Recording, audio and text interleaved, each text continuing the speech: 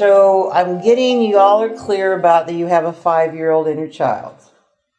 I basically give the number of 5 years old for our inner child. Our inner child is actually all ages, from 0, 1 month old, all the way to teen, 12 years. But it helps just kind of a focus. I call our little one 5 years old. And we were all 5 years old when we were 5 years old. And that 5-year-old stayed with us. As we got older, our 5-year-old's energy stayed with us. So that little one is still with you. And 5-year-olds are adorable. They're generally full of awe and wonder and curiosity and excitement and fun and having a good time and silly and looking around and like that. Generally, 5-year-olds are adorable.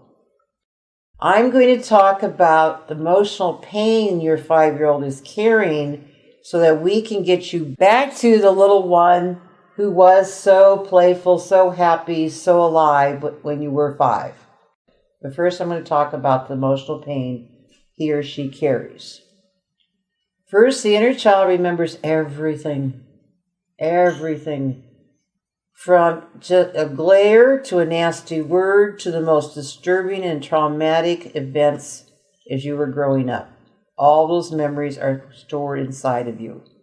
And with those memories go core limiting beliefs. Like, I don't matter, I'm not good enough, I can't trust anyone, I'm unlovable, I'm powerless, and like that.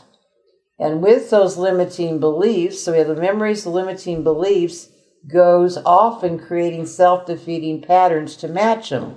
So if you're running around with a core limiting belief, I'm not good enough, I call it magnets. Your magnets will be out there pulling in situations and experiences to show that you're not good enough.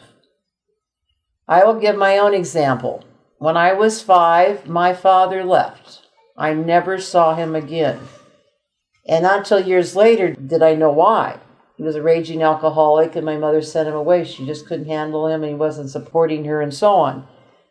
But my little girl's only 5 years old, and little girls especially adore their daddies. They really love their daddies. And so when he left and I never saw him again, automatically I made a decision, a core belief, I'll never get close to a man again. I'll never open my heart to a man again. It hurts too much. My little girl was in so much pain about not having her daddy. Why would she want to risk later on being with someone and he would leave her too? So I closed myself off to being close to a man. And hello, throughout my adult life, dysfunctional relationships, emotionally unavailable men, and if a man really liked me and he was really available to me, I'd figure out how to get rid of him because I had to justify my core limiting belief. So we have all those stored memories, all those core beliefs, and all those patterns we create around them. Number 2, all our feelings come from our child. All our feelings. Sad, mad, afraid, glad, shame, guilt, anger. All those feelings come from our child. And when they're not expressed along the way, depending on the level of trauma of the event where they happened, I call them getting pent up. So you have pent-up feelings, pent-up sadness. If you weren't allowed to cry when your grandmother died or a pet died, pent-up anger if you were treated very unfairly and just, were so angry about it, you just couldn't release it and, move on. Definitely pent-up fear. If you were somewhere in a very terrifying situation, you're shaking and you're so scared, and no one came to support you, comfort you, or help you feel safe. And definitely shame, which we'll be talking about in great detail in the morning, about how much pent-up shame everyone has. So when those feelings aren't expressed, they get pent up, and they know for sure now in the medical world on so many levels that our feelings are the cause of our physical illnesses. They know for sure that anger causes cancer, and there's asthma and arthritis and high blood pressure and diabetes and a whole bunch of physical things that are coming from all those pent-up feelings.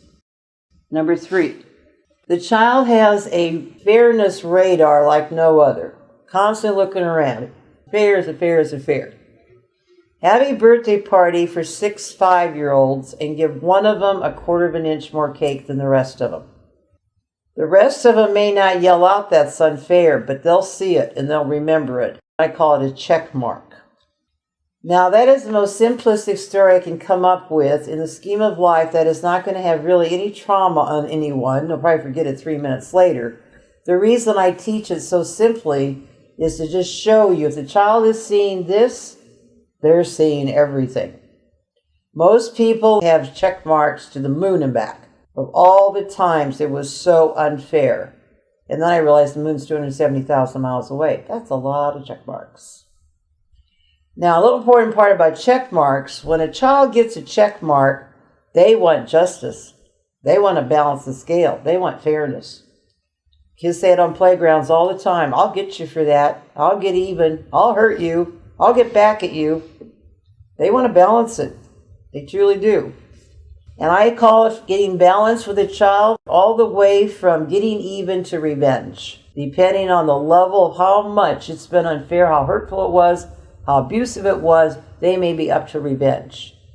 Now, a child to get even and get revenge is very different in a way than an adult, because a child doesn't have a prefrontal cortex yet. They're not sure how to handle it like we might think it through or take our time or talk to the person or whatever adults do. But a child's coming from, I'll get you for that. I'll get back at you. So we got all those memories, all those pent-up feelings, and all those check marks. And I honored the child completely in the self-awareness weekend. So most of our work tomorrow is with our child, because I let him get even. You know, we go back to the memories and start releasing them and healing them. We go back and clear feelings tomorrow. Definitely anger. We have a process for fear. We have a process for sadness throughout the weekend and so on. My experience has been, unless you really honor the child and clear those three major things, ain't going to happen. Talk therapy is not going to do it. Intellectual understanding, self-help, book your way out of it or whatever. No, the child has to experience it. You cannot think your way out of what you felt your way into. So it's basically letting that child heal all those things. Second half of the story. I'm sure you've seen those big beach balls like floating on top in a swimming pool, those huge big beach balls. Try to push that ball underwater. Not going to happen. Between the air and the rubber, you barely can tap it.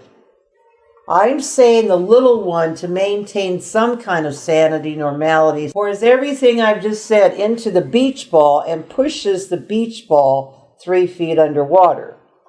If it's impossible to push that ball none, can you even imagine, number one, how much energy it takes to push it all in 3 feet? And then secondly, how much all that emotional pain affects your aliveness, your contentment, your power, your okayness, your authenticity, your zest for life, and so on. No, it's all being taken up. All that energy is being used to keep all that pain in. And then what does the medical establishment do? Medicate. That all we're doing is pushing it down another foot. We're definitely keeping it in, right? They're not healing it, releasing it, clearing it in any way. So the work Shannon and I do at the weekend is to get your beach balls floating on top of the water. Release as many traumatic experiences and memories and your core beliefs, your self-defeating patterns, release the feelings, and get clear on the check marks. That's where we're headed.